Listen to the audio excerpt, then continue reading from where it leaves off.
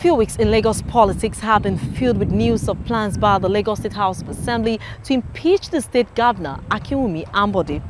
The governor was given a week within which he was expected to respond to allegations of misconduct or risk being impeached. This move by the lawmakers obviously threw up some dust as residents, lawyers, human rights activists and APC party faithful react. Hello and welcome to Lagos Parliament, and I am Abimbola Agbebi. Get closer to your legislators. See them in action as they deliberate on moving the state forward.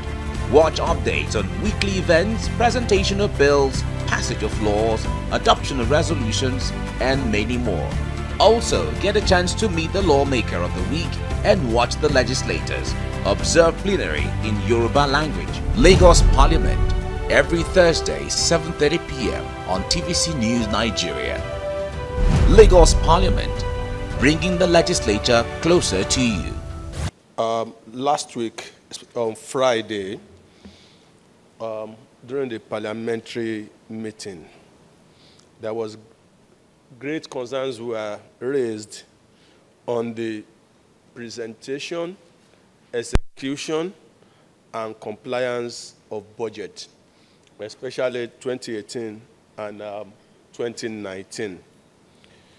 It was alleged that even warrant had been issued even for 2019 budget, and that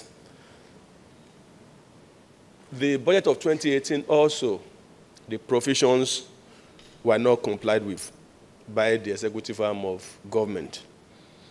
After all of this discussion, the House thought it fit to now raise a committee to look into this and have meeting with the relevant commissioners and permanent secretaries from the executive arm of government. Just to follow up on what my Deputy Speaker has just 2018 budget, during the media 2018 review, there were several incidents of breach of the appropriation law that were observed. There were specific items in the budget, 2018 budget, that required approval of this House before they're expended, such as the UK LED, the street lighting, the bus expenditures, the rice mill, Oshodi interchange, and so on and so forth. These requests were not made to the House, but the funds were expended. In some cases, we hear that we only signed, they are implementing, but we have not paid. But I remember that law said categorically, before you commence or incur, those are breaches of the Constitution. If we are not moving forward, if the government is not running and we are having a shutdown, and like my Honorable Deputy Speaker even mentioned, he talked about Section 122 of the Constitution, whereby if the budget has not been brought to the Assembly, you cannot continue, you cannot, the section that requires you to spend 6 months of expenditure cannot kick in. If that section, because I heard some people say, oh no, you can continue. I said, if the Constitution is not saying that they have to bring the budget, there's a big problem. Because what the executive is doing now is that they brought the budget late, intentionally, now it is not even here. And that section kicks in, you start spending, meaning that they don't even need to bring a budget. If they don't bring a budget, what would you have? They will continue spending money for 6 months. So, Mr. Speaker, I think breach of the Constitution is gross misconduct, as I've said, and the penalty for gross misconduct within the Constitution is clear. Section 188 of the Constitution stipulates it totally.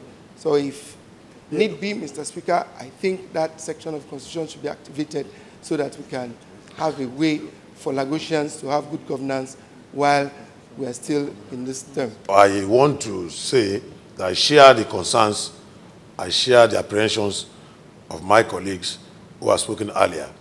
And I want to say that the issues of gross misconduct that have been clearly highlighted before this Honorable House be closely looked into and necessary sanctions be applied Well, thank you, Mr. Speaker. His Excellency is an accountant. 2001, he was acting auditor. 2000, Auditor General. 2005, he was confirmed by this noble house. And now the governor of the state. With his level of experience and involvement in the government, I don't think he should be ignorant of what the law says. Where items not on the budget is funded from any means is an aberration and it should not be condoned. Somebody was talking about the Attorney General. It's not just about the Attorney General, Mr. Speaker. We have Commissioner for Finance in this country, in this state. We have the Commissioner for Budgets. What are they doing? It's clear to us that they are not ready to do anything for the state again, and they should work. Mr. Speaker, in the last 3 years, the budget we are talking about, we are talking of 2018 budget. A budget is a law, and there is no mistake or I don't know in any law. As long as it's passed and it's signed, it should be followed. Mr. Speaker, honorable members, Section 122 only talks to if the appropriation bill, this appropriation bill comes into existence when the governor causes to be laid before the House of Assembly, that estimate, the budget, and then when it's dropped in the House, it becomes the appropriation bill in respect of any financial year. And it says if that is existing, then you can now spend 25%. Let me save you the headache of reading it all through. But it says that you can do that for a period not exceeding 6 months. What we are doing today is to ensure that the infractions by the executive does not affect the entire arms of government.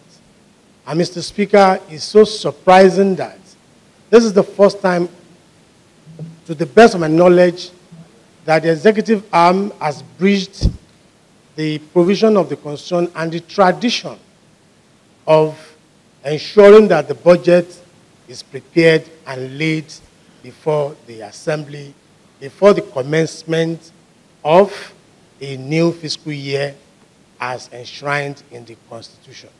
We know the consequence of these offenses. And I must also agree with you that the Attorney General, the Finance Commissioner, and a Budget Commissioner who are supposed to know better and inform the governor adequately or advise in such manner that will have saved them from all these violations, probably have not done so. But I agree with you. Many people have asked for resignation of the governor and deputy governor or impeachment process be commenced, and vote of no confidence on the commissioners we have mentioned. But I just want to appeal to us that let us call on the governor as suggested by some of us, and those commissioners who were invited and they were not around while the committee had the sitting to come. So within a week, we can get back here and do whatever. Those who have been clamoring or who have asked for impeachment, I would advise you can start gathering your signatures if that will be the end of it. And if at the end of the day, there is need to consider the whatever response from them, then we can as well move forward. I share your sentiment and I quite agree with you. Get closer to your legislators. See them in action as they deliberate on moving the state forward. Watch updates on weekly events, presentation of bills, passage of laws, adoption of resolutions, and many more. Also, get a chance to meet the lawmaker of the week and watch the legislators. Observe plenary in Yoruba language. Lagos Parliament, every Thursday, 7:30 p.m. on TVC News Nigeria.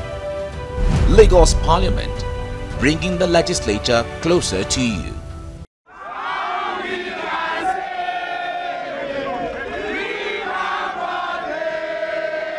This group of protesters is out to prevail on the Lagos State House of Assembly to drop impeachment proceedings against Governor Akinwumi Ambode. They want the lawmakers to allow the governor complete his term and hand over in 4 months. We are saying this because, as of today, Ambode is still a loyal party man. And we don't want the hawks, we don't want the political robbers to take over Lagos. In no time, members of the House came out to listen to their grievances. In their response, they noted that the legislature's decision is in the interest of the people of Lagos. But some of the protesters are unsatisfied with the response and insist the lawmakers must accept their pleas.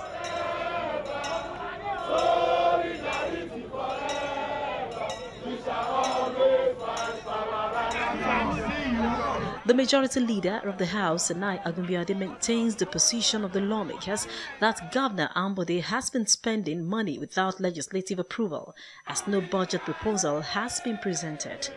There are issues that touch on the law, of the state and the activities, the function of the executive and the responsibility of the House of Assembly to monitor the pulse of the state, receive estimation, approve estimation, without which no executive can spend. So what has happened is we maintain a position, they maintain a position. People have the right, inherent right to mediate, and that's what they have done. We'll take this back to the House will deliberate on it, and informed and enhanced by provisions of the law and the Constitution, we will be able to take appropriate steps. And we have assured them that whatever is happening now is in the interest of our state. We will not, for posterity's sake, allow what is not to be done, to be done. Get closer to your legislators. See them in action as they deliberate on moving the state forward. Watch updates on weekly events, presentation of bills, passage of laws, adoption of resolutions, and many more. Also, get a chance to meet the lawmaker of the week and watch the legislators. Observe plenary in Yoruba language. Lagos Parliament, every Thursday, 7:30 p.m. on TVC News Nigeria. Lagos Parliament, bringing the legislature closer to you. On the 4th day of the one-week ultimatum, news filtered in that some members of the executive were in a closed-door meeting with the lawmakers. And less than 24 hours to the expiration of the ultimatum issued to the governor, Akinwumi Ambode, some members of the executive and the lawmakers met with the national leader of the All Progressives Congress, Asiwaju Bola Ahmed Tinubu, including members of the Governor's Advisory Council, GAC, at a peace meeting which held in Lagos House, Marina. There, Tinubu says there's no impeachment, adding that both arms of government have resolved to work together in the interest of the state.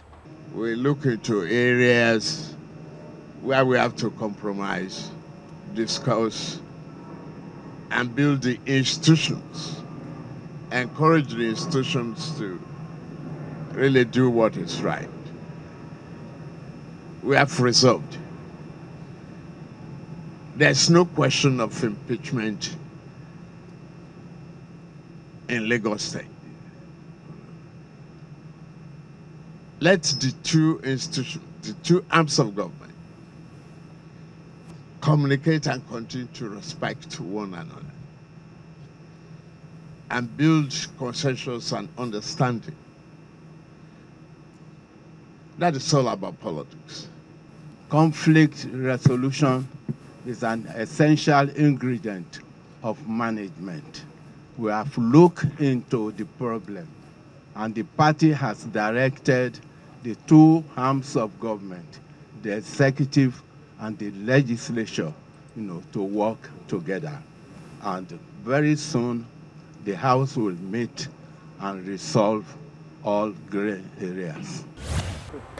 Early on Tuesday, the 5th of February, Governor Akinwumi Ambode presented the 2019 appropriation bill before the lawmakers. After much ado about the much talked about 2019 appropriation bill, Lagos Governor Akinwumi Ambode finally brought before the lawmakers the proposed budget of the state for the new fiscal year.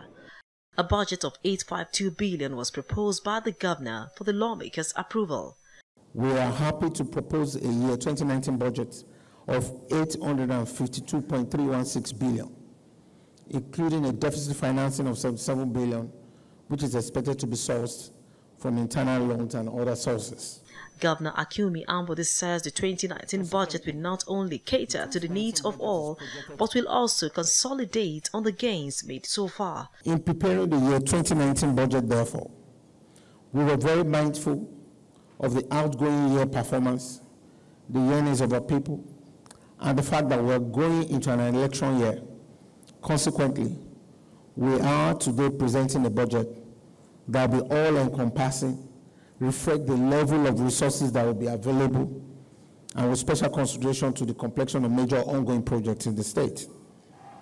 Mr. Speaker, honorable members, distinguished guests, ladies and gentlemen, with a priority on completion of major infrastructure projects and smooth transition to the next administration, we are happy to propose a year 2019 budget of 852.316 billion, including a deficit financing of 77 billion, which is expected to be sourced from internal loans and other sources.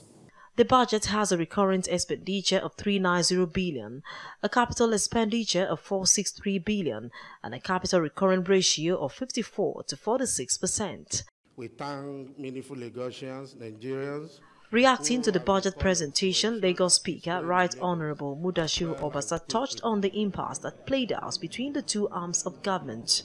Over the last few weeks, the issue of Lagos State year 2019 budget has been on the front burner of public discussion. Today, we have the Governor, His Excellency Mr.